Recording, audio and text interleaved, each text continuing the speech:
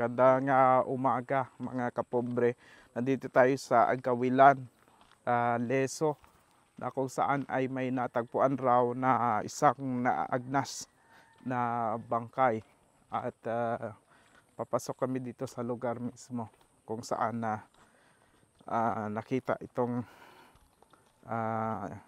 isang patay. Hindi pa natin alam no, kung lalaki, babae ba ito.